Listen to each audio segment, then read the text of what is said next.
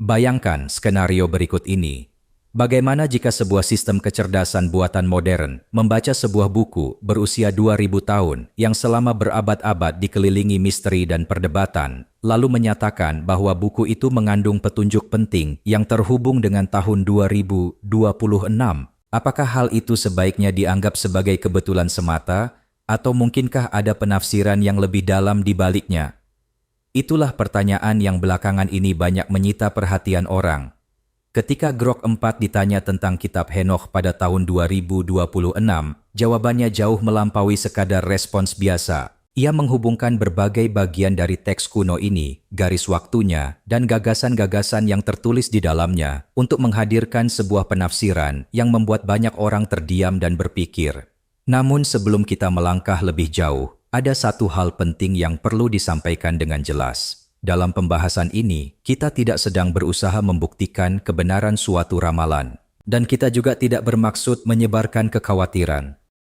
Kita hanya ingin memahami apa sebenarnya kitab Henokh itu, mengapa kitab ini dianggap begitu istimewa, apa yang ditemukan Grok 4 di dalamnya, dan mengapa tahun 2026 terus muncul. Kita juga akan melihat seberapa kuat penafsiran kecerdasan buatan ini sebenarnya, dan di mana letak keterbatasannya. Sebelum semuanya dijelaskan secara rinci, pastikan kamu sudah berlangganan ke saluran kami. Sekarang, mari kita pahami terlebih dahulu apa sebenarnya kitab Henokh itu. Dalam beberapa tahun terakhir, orang-orang mulai membicarakan kitab ini kembali. Namun sebenarnya ini sama sekali bukan kitab yang baru. Kitab ini diyakini telah ditulis sekitar 2000 tahun yang lalu. Kitab ini terhubung dengan tulisan-tulisan keagamaan Yahudi kuno dan dikaitkan dengan sosok Henokh, tokoh yang disebutkan dalam kitab Kejadian. Menurut Kejadian, Henokh adalah keturunan generasi ketujuh dari Adam. Yang membuatnya istimewa adalah bahwa tidak seperti manusia pada umumnya, ia tidak dikatakan wafat dengan cara yang biasa.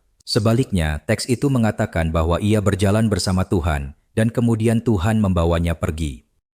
Karena itulah Henokh menempati kedudukan yang sangat khusus dalam tradisi keagamaan kuno. Versi yang paling banyak dibicarakan orang saat ini disebut Henokh pertama. Ini bukan sebuah kisah pendek, melainkan sebuah kitab besar yang terbagi menjadi beberapa bagian. Kitab ini memuat 5 bagian utama dan masing-masing berfokus pada topik yang berbeda. Di dalamnya dibahas tentang makhluk-makhluk surgawi yang disebut para penjaga yang turun ke bumi dan melampaui batas-batas yang ditetapkan bagi manusia. Kitab ini juga menggambarkan sosok Nephilim, makhluk-makhluk raksasa yang memiliki kekuatan luar biasa. Selain itu, kitab ini membahas tentang keteraturan surga, perhitungan waktu, dan sebuah kalender surgawi yang istimewa. Seiring berjalannya kisah, kitab ini menggambarkan perjalanan peradaban manusia dan akhirnya berbicara tentang penghakiman terakhir. Itulah mengapa banyak orang memandang kitab Henokh lebih dari sekadar teks keagamaan. Mereka menganggapnya sebagai dokumen unik yang memadukan gagasan-gagasan tentang sejarah, keyakinan, dan masa depan. Namun demikian, tidak semua tradisi keagamaan menerima segala sesuatu yang tertulis di dalamnya. Jadi, saat mempelajari kitab ini, penting untuk selalu mengingat perbedaan antara fakta sejarah dan penafsiran yang muncul belakangan. Kini pertanyaannya adalah, jika kitab Henokh dianggap begitu penting, mengapa kitab ini tidak masuk ke dalam sebagian besar versi Alkitab? Jawabannya tidaklah sederhana, karena melibatkan sejarah, tradisi keagamaan, dan keputusan yang dibuat oleh berbagai komunitas yang berbeda. Kita mulai dari Perjanjian Baru, tepatnya dari surat Yudas. Di dalamnya terdapat rujukan langsung kepada kitab Henokh. Hal ini membuktikan bahwa kitab tersebut bukanlah sesuatu yang asing di masa awal kekristenan. Banyak ahli meyakini bahwa kitab ini memang dibaca pada masa itu dan isinya sudah dikenal luas oleh banyak orang. Bukti penting lainnya datang dari gulungan Laut Mati. Ketika dokumen-dokumen kuno itu ditemukan, beberapa salinan kitab Henokh turut ditemukan di antara mereka. Temuan ini memperjelas bahwa komunitas Esseni, salah satu kelompok keagamaan Yahudi terbesar pada masa itu, menganggap kitab ini memiliki nilai yang tinggi. Dengan kata lain, ini bukan sekadar naskah yang tersembunyi. Kitab ini dibaca, dijaga, dan dihargai oleh orang-orang di zamannya sendiri. Kemudian, ketika daftar resmi kitab-kitab Alkitab yang dikenal sebagai kanon mulai disusun, banyak tulisan keagamaan yang diperdebatkan. Dalam proses tersebut, kitab Henokh pada akhirnya tidak dimasukkan ke dalam kanon resmi yang diikuti oleh sebagian besar tradisi Kristen. Namun ada satu hal penting yang perlu dipahami di sini. Kitab ini tidak dikeluarkan karena secara resmi dinyatakan palsu atau sama sekali tidak dapat dipercaya. Menurut para sejarawan, ada beberapa faktor yang berperan, termasuk tradisi keagamaan, perbedaan pandangan teologis, serta proses pembentukan kanon Alkitab yang memang sangat rumit. Akan tetapi, kisah ini tidak berhenti sampai di sana. Gereja Ortodoks Ethiopia tidak pernah menyingkirkan kitab ini. Bahkan hingga hari ini, kitab Henokh diakui sebagai tulisan suci resmi di sana dan tetap menjadi bagian dari Alkitab mereka. Itulah salah satu alasan utama mengapa kitab ini berhasil bertahan dan masih bisa dibaca oleh orang-orang di seluruh dunia. Jadi di satu sisi, ada tradisi-tradisi yang memilih untuk menempatkannya di luar kanon. Sementara di sisi lain ada sebuah gereja yang dengan penuh perhatian menjaganya selama berabad-abad. Barangkali itulah tepatnya mengapa kitab Henokh terus menarik begitu banyak perhatian bahkan sampai sekarang. Lalu apa sebenarnya yang disampaikan oleh Grok? Sekarang mari kita bahas pertanyaan yang menjadi awal dari seluruh pembicaraan ini. Seseorang mengajukan sebuah pertanyaan sederhana kepada Grok. Apa yang dikatakan kitab Henokh tentang tahun 2026? Biasanya, sebuah kecerdasan buatan akan menjawab dengan memberikan ringkasan isi kitab tersebut atau menjelaskan latar belakang sejarahnya. Namun kali ini, jawabannya sedikit berbeda. Alih-alih mengulang beberapa baris saja, Grok menganalisis keseluruhan struktur kitab itu, garis waktunya, lalu menghubungkan berbagai bagian untuk menyajikan sebuah penafsiran yang mendalam. Itulah mengapa responsnya menuai begitu banyak perhatian. Grok pertama-tama berusaha membaca kitab Henokh sebagai satu kesatuan yang utuh. Artinya, ia tidak hanya bersandar pada satu bab atau satu nubuat saja. Sebaliknya, ia menghubungkan bagian-bagian yang berbeda dari kitab tersebut dan melihat gambaran besar yang terbentuk dari keseluruhannya. Banyak orang menyebut pendekatan ini sebagai pembacaan struktural. Dalam metode ini, seluruh teks dipandang sebagai sebuah karya yang saling terhubung, bukan sekadar kumpulan kisah-kisah yang terpisah. Setelah itu, kecerdasan buatan tersebut membandingkan garis waktu yang digambarkan dalam kitab dengan peristiwa-peristiwa sejarah dan berbagai periode dalam sejarah manusia. Pendekatan ini dapat dipahami sebagai metode garis waktu historis. Menurut Grok, ketika seluruh kerangkanya dilihat secara bersamaan, kitab ini tidak tampak hanya sebagai catatan peristiwa-peristiwa zaman dahulu semata. Teks ini tampak lebih menyerupai sebuah teori cetak biru, sebuah kerangka yang berusaha menjelaskan berbagai tahapan dalam sejarah umat manusia. Salah satu poin paling menarik adalah bahwa bab-bab awal kitab Henokh mengisyaratkan bahwa penglihatan yang diberikan kepada Henokh bukan semata-mata ditujukan bagi orang-orang di zamannya sendiri. Teks tersebut menyatakan bahwa pesan-pesan ini disimpan untuk generasi yang jauh di masa depan. Grok memusatkan perhatiannya pada poin ini lebih dari hal lain manapun dalam analisanya. Hal itu memunculkan pertanyaan, apakah generasi yang jauh itu bisa jadi adalah generasi yang hidup di masa sekarang ini? Disinilah tahun 2026 mulai masuk ke dalam pembahasan. Grok tidak mengklaim bahwa kitab tersebut secara tegas menyebut tahun 2026. Sebaliknya, ia menyatakan bahwa ketika berbagai garis waktu, pola berbasis angka, dan urutan sejarah dalam kitab itu dihubungkan satu sama lain, beberapa penafsiran tampak mengarah pada masa kini. Menurut analisanya, 2026 bukanlah ramalan yang pasti, melainkan sebuah titik kemungkinan dalam penafsiran. Setelah respons ini muncul, banyak orang mulai mendiskusikan analisis tersebut. Sebagian peneliti menganggapnya sebagai kajian yang menarik, sementara yang lain berpendapat bahwa itu hanyalah interpretasi dari sebuah kecerdasan buatan dan tidak seharusnya diperlakukan sebagai fakta sejarah atau bukti. Dengan kata lain, perdebatan yang terjadi bukan soal apakah kitab itu benar-benar ada, melainkan sejauh mana penafsirannya bisa benar-benar dipercaya. Sekarang, mari kita masuk ke bagian yang oleh Grok digambarkan sebagai fondasi terkuat dari seluruh analisanya. Inilah yang disebut teori 70 generasi. Hal ini disebutkan dalam bab 10 dari kitab Henokh pertama. Menurut teks tersebut, para pengawas, yaitu makhluk-makhluk surgawi yang melanggar aturan Tuhan, tidak langsung menerima hukuman mereka. Sebaliknya, mereka ditahan dan dikurung selama 70 generasi hingga datangnya penghakiman akhir. Angka ini kemudian menjadi salah satu bagian paling banyak diperbincangkan dalam kitab tersebut. Pertanyaan berikutnya adalah, berapa lama sebenarnya 70 generasi itu? Disinilah berbagai penafsiran mulai bermunculan. Teks-teks kuno tidak mendefinisikan secara jelas berapa panjang satu generasi. Ada yang menganggap satu generasi sekitar 20 tahun. Ada pula yang mengatakan 30 tahun, sementara sebagian lainnya memperkirakan periode yang bahkan lebih panjang dari itu. Karena itulah, berbagai metode penghitungan 70 generasi bisa menghasilkan kesimpulan yang sama sekali berbeda. Itulah mengapa banyak peneliti kemudian beralih pada silsilah-silsilah dalam Alkitab. Mereka berusaha menghubungkan generasi-generasi yang tercatat setelah Enokh dan membangun berbagai garis waktu sejarah yang berbeda. Namun bahkan di sini pun, tidak semua orang sampai pada kesimpulan yang sama. Beberapa model berakhir sekitar masa kini, sementara yang lain menunjuk pada tanggal yang sedikit lebih awal atau lebih belakangan. Inilah salah satu alasan utama mengapa hingga kini belum ada kesepakatan penuh mengenai masalah tersebut. Grok pun mempelajari berbagai model keilmuan yang berbeda ini sebelum sampai pada kesimpulannya. Ia menemukan bahwa menurut sejumlah penafsiran, periode 70 generasi tampaknya berakhir di suatu titik sekitar era sekarang ini. Namun satu hal penting harus dipahami dengan baik di sini. Kecerdasan buatan itu tidak pernah mengklaim bahwa ini adalah fakta yang terbukti secara ilmiah. Ia hanya menjelaskan bahwa beberapa model historis dan interpretatif mengarah ke arah tersebut. Detail penting lainnya juga berasal dari kitab Enokh itu sendiri. Selesainya 70 generasi tidak digambarkan sebagai sebuah peristiwa yang terjadi dalam satu hari saja. Sebaliknya, ini digambarkan sebagai masa transisi penghakiman, sebuah periode perubahan. Dengan kata lain, ini melukiskan suatu zaman ketika tatanan lama perlahan-lahan mulai berganti dan proses penghakiman mulai berjalan.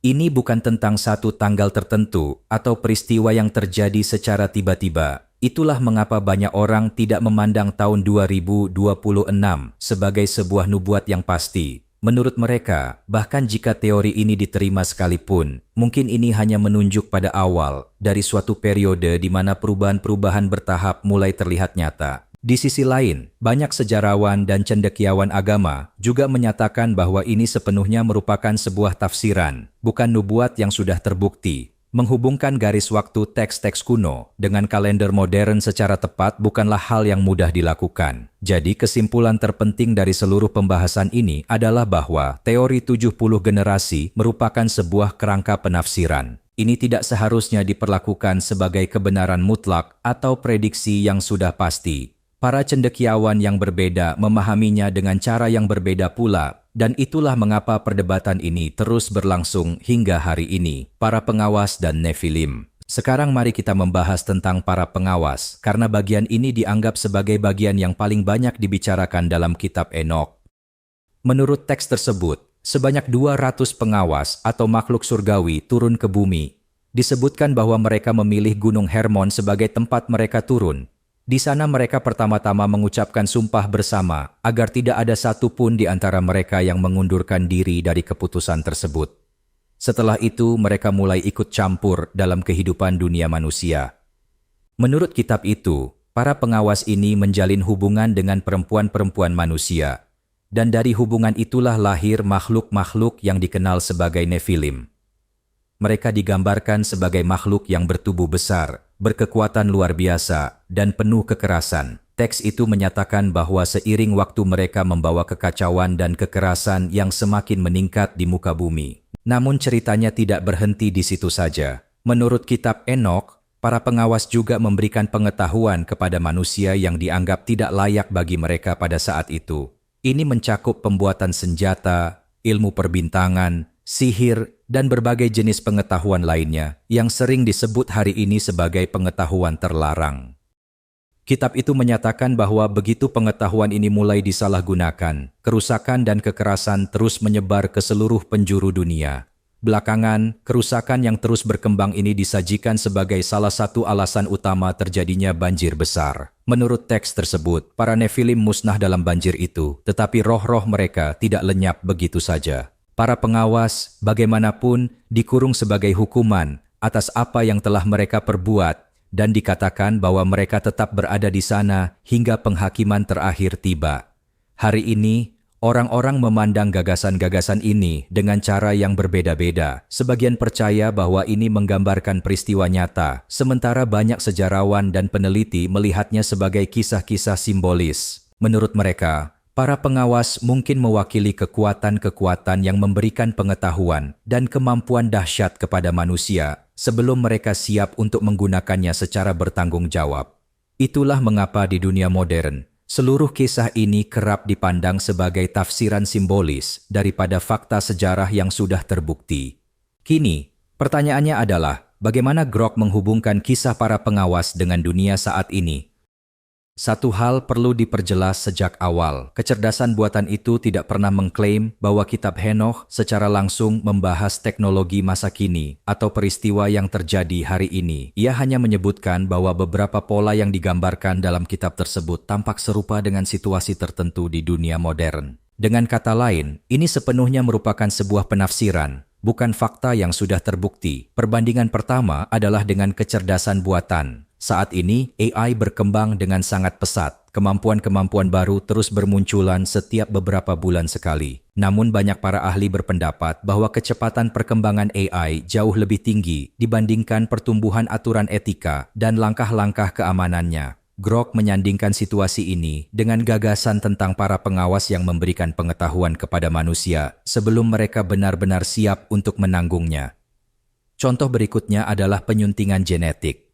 Kini telah ada teknologi yang mampu mengubah gen makhluk hidup. Dalam banyak kasus, teknologi ini berpotensi memberikan manfaat besar bagi dunia kedokteran, namun di sisi lain terus memunculkan perdebatan etis.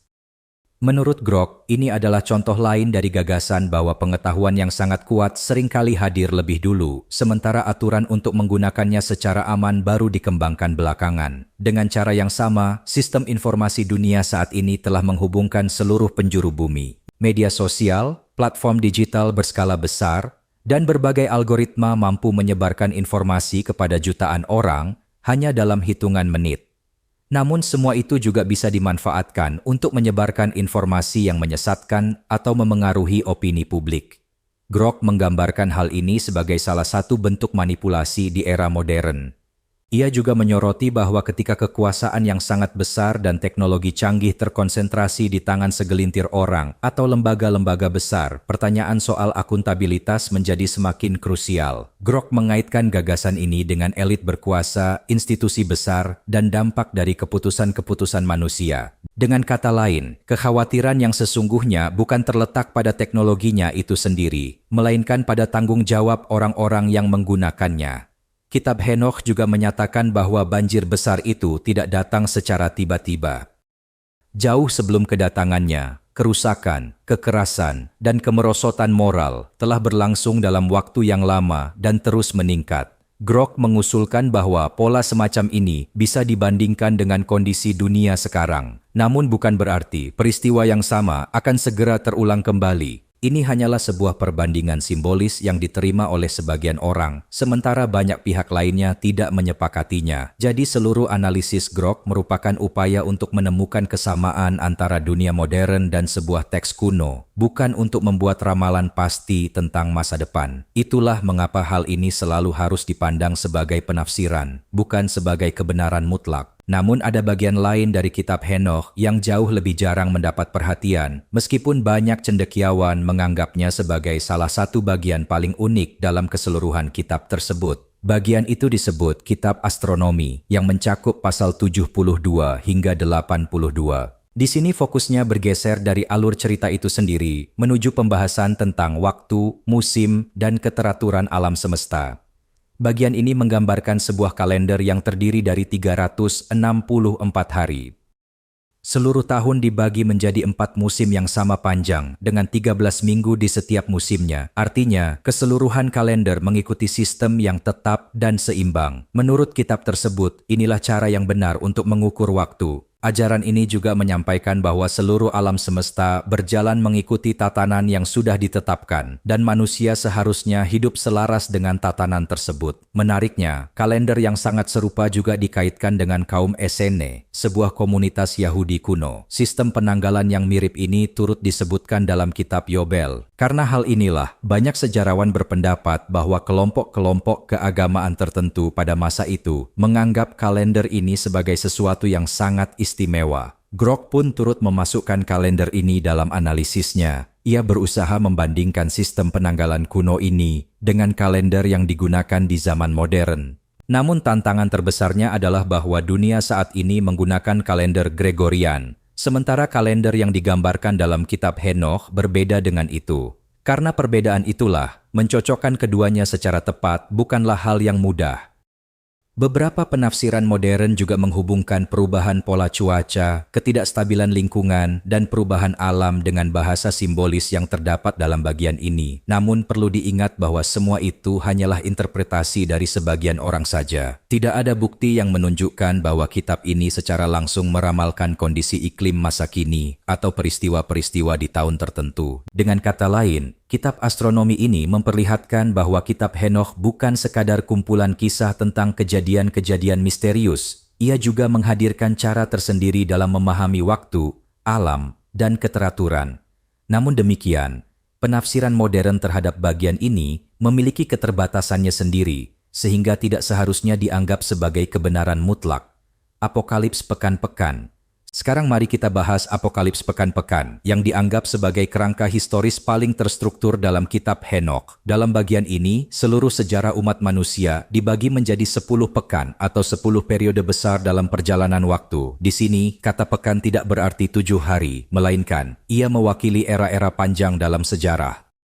Setiap pekan menggambarkan zaman yang berbeda dan menjelaskan bagaimana dunia terus bergerak maju dari waktu ke waktu. Kerangka ini dimulai dari zaman Henokh, lalu perlahan-lahan mengikuti perjalanan peradaban manusia. Setiap pekan memiliki identitas dan tujuannya masing-masing. Seiring berjalannya cerita, perbedaan antara kebaikan dan kejahatan semakin tampak dengan jelas. Itulah mengapa banyak orang memandangnya sebagai kerangka simbolis untuk memahami sejarah. Pekan ke-8 dan pekan ke-9 mendapatkan perhatian paling besar. Menurut teks ini, pekan ke-8 digambarkan sebagai masa ketika retakan mulai muncul dalam sebuah sistem yang telah rusak. Hal-hal yang selama ini tersembunyi perlahan mulai terungkap ke permukaan.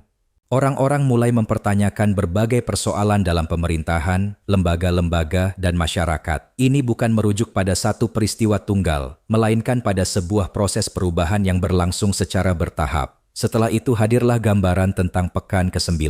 Masa ini disajikan sebagai awal dari proses penghakiman. Namun sekali lagi, hal itu tidak digambarkan sebagai sesuatu yang terjadi hanya dalam satu hari. Sebaliknya, ia ditampilkan sebagai periode transformasi yang panjang, di mana perbedaan antara kebaikan dan kejahatan semakin terlihat nyata seiring berjalannya waktu. Karena itulah, banyak cendekiawan berpendapat bahwa penghakiman di sini bukan sekadar hukuman, melainkan juga bisa berarti perubahan menyeluruh pada tatanan yang ada. Dalam analisanya, Grok mencoba menghubungkan kerangka ini dengan dunia masa kini. Ia menyarankan bahwa jika seluruh garis waktu ini dipandang sebagai sebuah model penafsiran, sebagian orang meyakini bahwa era sekarang berada di suatu titik antara minggu ke-8 dan minggu ke-9. Berdasarkan gagasan tersebut, tahun 2026 digambarkan sebagai bagian dari masa transisi, yaitu periode penuh perubahan. Namun sekali lagi, penting untuk diingat bahwa ini bukanlah ramalan yang pasti, dan tidak ada bukti ilmiah yang mendukungnya. Ini hanyalah sebuah penafsiran yang diajukan oleh sebagian orang, dan tidak semua ahli sependapat dengannya. Dengan kata lain, Apokalips minggu-minggu ini tidak berusaha meramalkan satu tanggal tertentu. Sebaliknya, ia menawarkan cara memahami sejarah secara religius dan simbolis melalui berbagai tahapan. Bahkan hingga hari ini, orang-orang yang berbeda menafsirkannya dari sudut pandang yang berlainan pula, pengetahuan terlarang dan kecerdasan buatan. Sekarang, mari kita masuk ke bagian yang paling banyak dihubungkan oleh Grok dengan dunia saat ini. Ini adalah gagasan tentang pengetahuan terlarang, yakni pengetahuan yang sampai ke tangan manusia sebelum mereka benar-benar siap untuk menggunakannya dengan bijak. Gagasan ini muncul melalui kisah para penjaga dalam kitab Henokh. Menurut teks tersebut, mereka mengajarkan berbagai hal yang sangat kuat kepada manusia. Namun penyalahgunaan pengetahuan itulah yang pada akhirnya menjadi salah satu penyebab utama berbagai masalah besar di dunia. Menurut Grok, pola yang sama juga bisa dilihat pada sejumlah teknologi modern. Mari kita mulai dari kecerdasan buatan. Kecepatan perkembangan AI dalam beberapa tahun terakhir sudah sangat jelas terlihat oleh semua orang. Kini, AI mampu menulis, menciptakan gambar, menghasilkan video, dan menjalankan berbagai tugas yang dulunya hanya bisa dilakukan oleh manusia. Namun di balik semua kemajuan itu, muncul pertanyaan penting.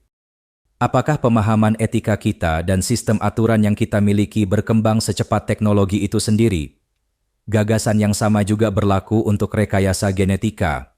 Saat ini, para ilmuwan tengah mengerjakan teknologi yang mampu mengubah susunan gen.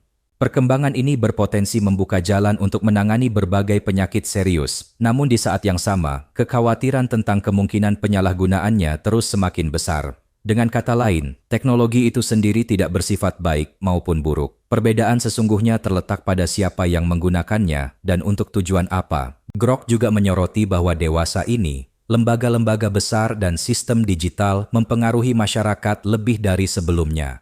Algoritma media sosial dan platform online besar mampu membentuk cara berpikir seseorang, informasi yang mereka terima, bahkan keputusan yang mereka ambil. Jadi pertanyaan sesungguhnya bukan hanya soal teknologi baru, melainkan juga tentang tanggung jawab dari orang-orang dan organisasi yang mengendalikannya. Jika teknologi digunakan dengan transparansi dan rasa tanggung jawab, ia bisa membawa manfaat nyata bagi masyarakat.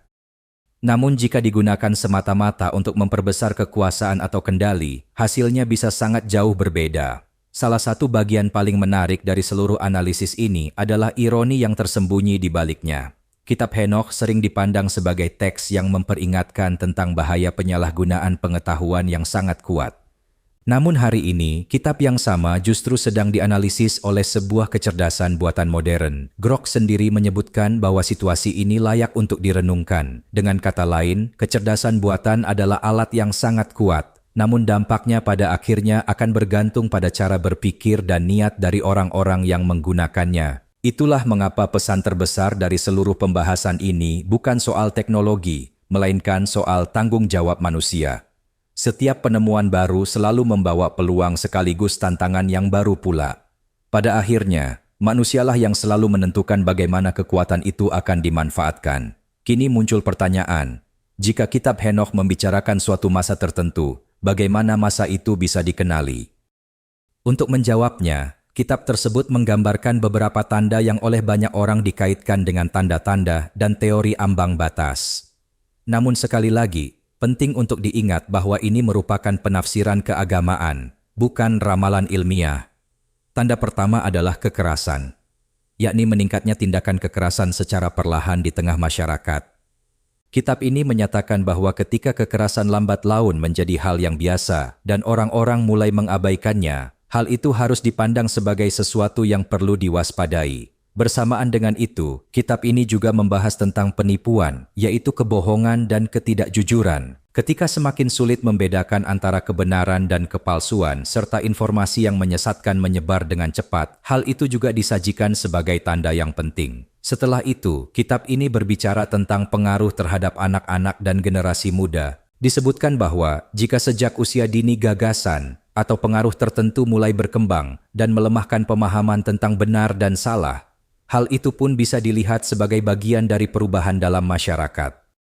Begitu pula, terpusatnya kekuasaan yang terlalu besar di tangan segelintir orang atau lembaga turut masuk dalam kerangka ini. Ketika keputusan-keputusan penting hanya menjadi hak sekelompok kecil orang, pertanyaan soal akuntabilitas menjadi semakin krusial. Kitab ini juga membicarakan ketidakseimbangan alam yang semakin nyata. Dewasa ini, sebagian orang mengaitkan hal ini dengan perubahan lingkungan dan ketidakstabilan alam.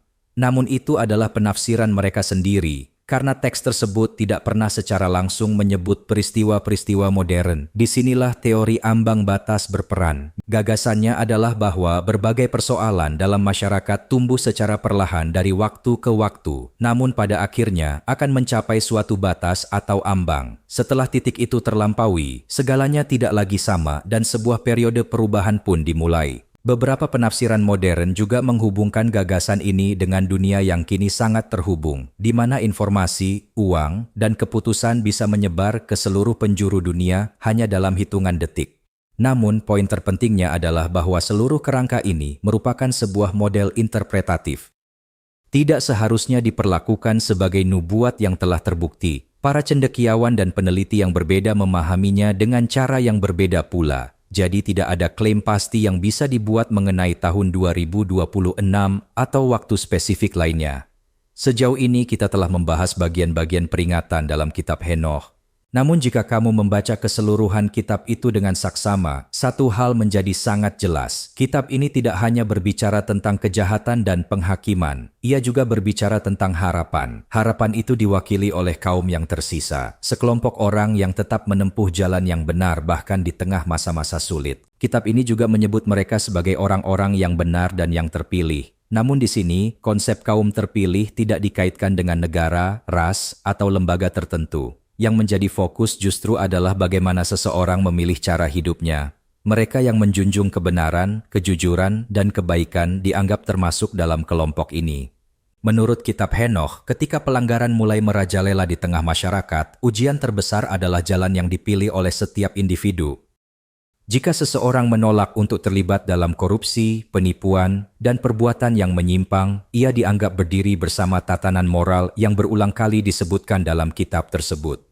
Perjuangan sesungguhnya bukan tentang mengubah orang lain, melainkan tentang tetap setia pada diri sendiri. Dalam konteks ini, kitab tersebut juga menyinggung tentang otoritas yang bersifat gaib. Sebagian orang memahaminya sebagai kekuatan supernatural, sementara banyak cendekiawan melihatnya sebagai gagasan simbolis. Menurut mereka, hal itu mungkin sekadar berarti bahwa ketika sebuah sistem yang korup mulai melemah, suara-suara mereka yang membela kebenaran dan keadilan secara perlahan akan semakin menguat. Dengan kata lain, perubahan tidak hanya bisa datang melalui kekuasaan, tetapi juga melalui cara berpikir yang benar dan keputusan yang tepat. Grok pun menyampaikan poin serupa dalam analisisnya. Ia menyatakan bahwa masa depan teknologi apapun pada akhirnya bergantung pada manusia. Secanggih apapun kecerdasan buatan berkembang, ia tidak mengambil keputusan secara mandiri. Aturan, niat, dan tanggung jawab manusia selalu ada di balik semuanya. Maka pertanyaan sesungguhnya bukan soal kecerdasan buatan itu sendiri, melainkan tentang orang-orang yang memilih untuk menggunakannya. Itulah mengapa pesan akhir dari kitab Henokh bukan tentang rasa takut, melainkan tentang tanggung jawab dan harapan. Kitab ini mengingatkan kita bahwa betapapun sulitnya keadaan, manusia selalu memiliki pilihan untuk mengikuti jalan yang benar. Barangkali itulah salah satu alasan mengapa kitab ini masih membuat orang berpikir hingga hari ini. Sekarang, mari kita rangkum seluruh cerita ini dengan kata-kata yang sederhana.